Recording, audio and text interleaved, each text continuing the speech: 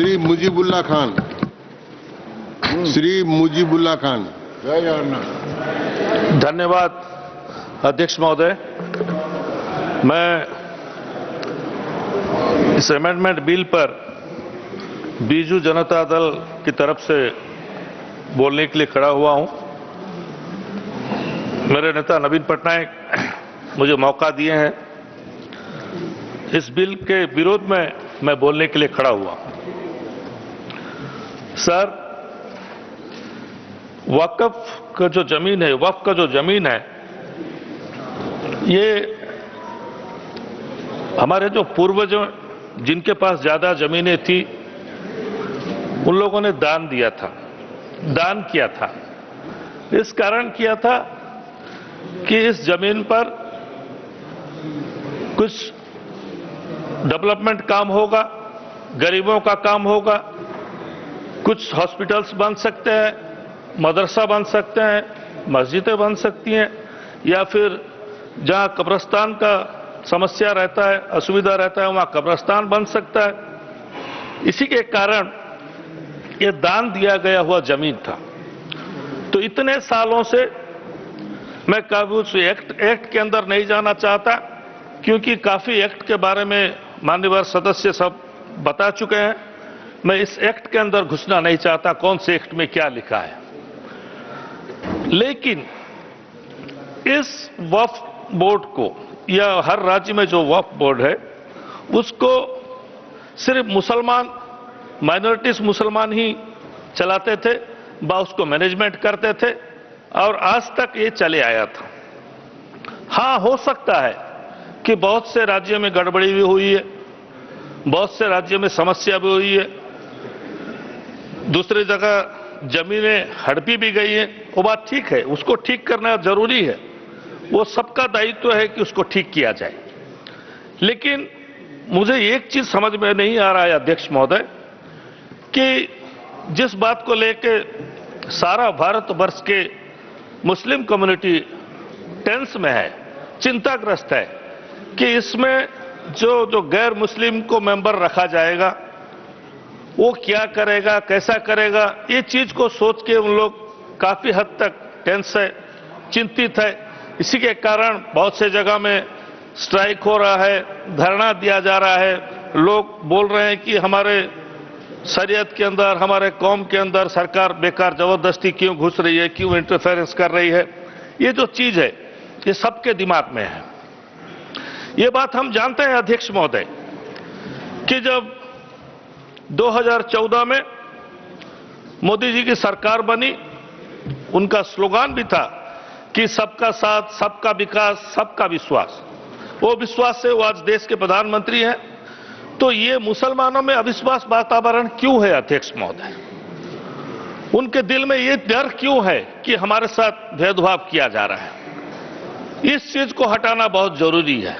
ये सरकार का दायित्व है कि मुसलमानों के दिल से ये डर को हटाना चाहिए कि हम सबका साथ, सबका विकास जरूर करेंगे। आप लोग भी इसी देश के नागरिक हो। ये देश, जो देश भारत का संविधान बाबा साहेब आंबेडकर ने लिखा था कि किसी के धर्म में भी इंटरफेरेंस किसी का अन्य धर्म का होना नहीं चाहिए।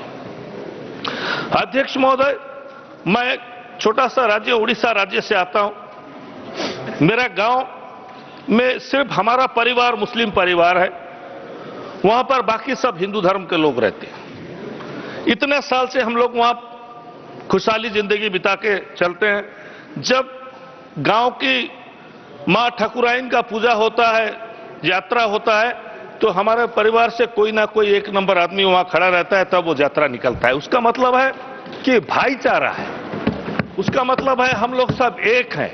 हमारे अंदर भेदभाव बिल्कुल नहीं है और नहीं भी रखना चाहिए। हमारा राज्य है जगन्नाथ का राज्य, प्रभु जगन्नाथ का राज्य। सारे उड़ीसा के लोग प्रभु जगन्नाथ को भक्ति करते हैं, न केवल हिंदू करते हैं, सब धर्म के लोग करते हैं। और अध्यक्ष महोदय, मैं आपसे कहना चाहता हूं कि प्रभु जगन्नाथ के जो सबसे बड़े भक्त हैं वो मुसलमान है, उनका नाम है सालो बेग। सालो बेग वो जगन्नाथ को इतना भक्ति करते थे कि वो एक नंबर में आते हैं, उसके बाद बाकी भक्त आते हैं। और जगन्नाथ भी उनको इतना चाहते थे, इतना प्यार करते थे कि जब साल में एक बार रथ यात्रा निकलता है अध्यक्ष महोदय, आप जानते हैं पुरी का रथ यात्रा पृथ्वी में सबसे बहुत बड़ा रथ यात्रा होता है, लाखों लोग वहां पर समावेश होता है। जब रथ वहां निकलता है तो रथ यात्रा के वक्त जो बड़ा दांडो बोलते हैं, जो बहुत बड़ा रथ यात्रा जाता है हमारा भगवान का, वो रथ यात्रा के रास्ते में उनका मजार सालबेगा का मजार वो पास में है, कुछ दूर जाने के बाद उस मजार के पास रथ यात्रा रुकता है, यानी प्रभु जगन्नाथ रुकते हैं, अपने भक्त से मिलने के लिए रुकते हैं अध्यक्ष महोदय। उसके बाद उनके मजार में जाके भोग चढ़ाया जाता है, फिर रथ आगे बढ़ता है। ये हमारा भाईचारा है, हमारा उड़ीसा का भाईचारा है अध्यक्ष महोदय। तो भारतवर्ष में ऐसा क्यों नहीं हो सकता? हमारा देश में भाईचारा क्यों नहीं हो सकता? मुसलमानों के दिल में डर क्यों है? आप लोग इस डर को हटाने का काम क्यों नहीं करते? माननीय मंत्री, हमारे माइनॉरिटीज के मंत्री यहां बैठे हैं, मैं उनसे भी कहना चाहूंगा कि जो डर मुसलमानों के दिल में है, इसको हटाना चाहिए। हम लोग सबका साथ सबका विकास कह रहे हैं, अच्छी बात है, इसमें कोई दो राह नहीं है, क्योंकि सरकार का दायित्व है सबको देखना, सब धर्म के, सब वर्ग के लोगों को आगे बढ़ाना। तो ये बात क्यों दिल में आता है, उसका कुछ कारण है अध्यक्ष महोदय। हमारे धर्म में 5 वक्त का नमाज रोजा जो हम लोग मानते हैं, करते हैं, जहां पर भी अगर नमाज का टाइम होता है हम लोग थोड़ा नमाज पढ़ लेते हैं, तो नमाज पढ़ने से रोका नहीं जाना चाहिए अध्यक्ष महोदय। मैं विनती करूंगा सरकार से कि ये चीज मत किया करें। लोग क्यों मना करेंगे? नमाज अगर कोई पढ़ता रहेगा उसको लात मारा जाता है, हम लोग वीडियो में देखते हैं, सोशल मीडिया में। ये गलत चीज, ये अच्छा चीज नहीं है अध्यक्ष महोदय, ये बहुत गलत है अध्यक्ष महोदय। अगर दूसरे धर्म, दूसरे वर्ग का अगर वहां रास्ते में अगर प्रोसेशन जाता है तो मना नहीं किया जाता। हर जगह देखिए, सारा भारतवर्ष में पूजा करने का जगह भी हर जगह नहीं है, इसीलिए रोड में ही पूजा किया जाता है। शायद वो अगर वो दुर्गा मां का पूजा हो, वो मंदिर में होता है, महाराष्ट्र में गणेश जी का पूजा हो, तो रोड में ही किया जाता है अध्यक्ष महोदय, क्योंकि रास्ता जगह कहीं नहीं मिलता शहर में, रोड के ऊपर ही ब्लॉक करके किया जाता है। तो मना तो किसी को नहीं करना चाहिए। अगर एक आदमी 2 रकात नमाज पढ़ लिया तो उसे लात मारना भी नहीं चाहिए। ये चीज सरकार को देखना बहुत जरूरी है। ये सब चीज होने से ही सबका साथ सबका विकास जो नारा हमारे प्रधानमंत्री जी दिए हैं, ये आगे बढ़ेगा। माणिकागढ़ करके एक जगह है अध्यक्ष महोदय, खोर्धा जिला में माणिकागढ़ करके एक जगह है जहां पर रथ यात्रा, वहां भी रथ यात्रा होता है। तो रथ यात्रा के समय छेरा पोहरा करते हैं। छेरा पोहरा का अर्थात झाड़ू मारा जाता है, वहां पर सफाई किया जाता है। पुरी में वहां के जो राजा है गजपति महाराज, वो छेरा पोहरा करके साफ करते हैं। लेकिन माणिकागढ़ में एक मुसलमान छेरा पोहरा करता है, उसके बाद रथ यात्रा शुरू होता है अध्यक्ष महोदय। आज जो बात हमारे माननीय मंत्री जी ने कहा कि बहुत से हमारे ईसाई धर्म के गुरुओं लिख के दिए हैं कि हम वक्फ बोर्ड को समर्थन करते हैं। उन्होंने कहा कि केरला में एक ऐसा इशू हुआ था, कुछ जगह में कुछ लोग बस गए हैं, जो जगह की वक्फ बोर्ड का है वो प्रॉब्लम है, उसको सॉल्व करने के लिए उन लोग सब लिख के दिए हैं कि हम लोग ये वक्फ बिल को समर्थन करते हैं। मैं मना नहीं कर रहा हूं, अगर कोई धर्म के लोग अगर लिख के दिए समर्थन कर रहे हैं, उसमें कोई दो राह नहीं है। लेकिन जब वही ईसाई धर्म के लोग, जब कोई उसमें अगर धर्म में जोग देने जाता है या वो शामिल होने जाता है, तो उसको अपोज फिर क्यों किया जाता है? हर इंसान का स्वाधीनता है, कोई भी इंसान कोई भी धर्म पालन कर सकता है, उसमें हमारा संविधान में है, उसको अटकाने का कोई जरूरत ही नहीं है। अध्यक्ष महोदय, आज बहुत से ये जो बिल में अलग अलग प्रॉब्लम्स आया है, जो हमारे माननीय सदस्य सब यहाँ पर डिस्कशन किए और बताए कि कौन कौन सा समस्या है। एक क्लॉज ऐसा भी है कि जिसके नाम में जो दंड होना चाहिए वो अगर हट गया तो उसको 50,000 रुपए तक सिर्फ जुर्माना होगा। तो बहुत से लोग ऐसे भी हैं जो जगह दबा बैठे हैं, जमीन दबा बैठे हैं, उन लोग 50,000 रुपए देकर छूट जाएंगे। सच्चार कमेटी जब रिपोर्ट दिया उनके रिपोर्ट में ये कहा गया कि बहुत इलीगल जमीन सब लोगों के पास है। सबसे ज्यादा जमीन सरकार के पास है। सर, अगर सरकार के पास अगर इतना जमीन है, सरकार अभी अगर ये बिल अगर पास हो गया, वहां से हो गया, यहां भी आपका मेजॉरिटी हो सकता है, तो सरकार के पास इतना जमीन है, ये जमीन तो सरकार छोड़ेगी नहीं, ये जमीन तो ले लेगी।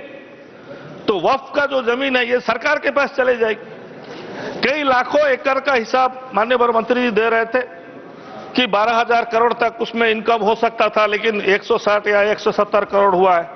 अगर सरकारों के पास जो जमीनें हैं, ये जमीन अगर सरकार के पास चलेगी, सरकार ने अगर नहीं दिया तो जमीन का जो जितना एकड़ जमीन बोल रहे हैं वो तो कमेगा, कमने से उसका इनकम भी कमेगा। उसको किस तरह से माननीय वन मंत्री हैंडल करेंगे, वो हमारे कौम के लोगों को और सदन को भी आपको जानकारी देना बहुत जरूरी है। अध्यक्ष महोदय, अभी एक बात को लेकर सब बहुत चिंतित है कि एक मुसलमान को उसका प्रैक्टिस के बारे में 5 साल तक वो इस्लाम धर्म ठीक से पालन किया है कि नहीं, उसको प्रूफ देने का प्रावधान रखा गया है। वो प्रूफ दे तो कैसा दे अध्यक्ष महोदय? वो किसको बताए कि मैं इस्लाम धर्म में ठीक से पालन करता हूं? वो टोपी पहना या दाढ़ी रखेगा या क्या उसका क्राइटेरिया होगा? दाढ़ी टोपी तो मैं नहीं रख सकता, मैं एक पक्का इस्लाम धर्म का मैं ना 5 वक्त का नमाज छोड़ता हूं ना रोजा छोड़ता हूं, मैं हर वक्त करता हूं।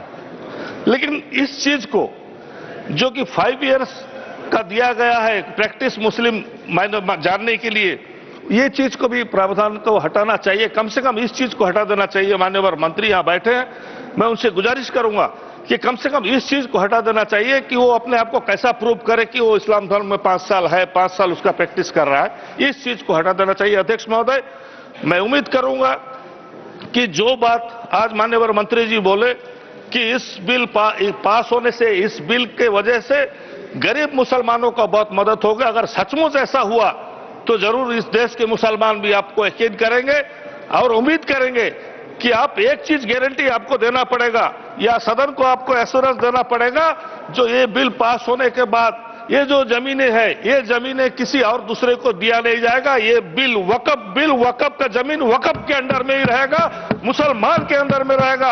ये जमीन और किसी को हैंड ओवर नहीं हो सकेगा। ये क्लॉज एक आप रखेंगे मंत्री जी, ये मैं आपसे गुजारिश करता हूं। बहुत बहुत धन्यवाद। नमस्कार। धन्यवाद।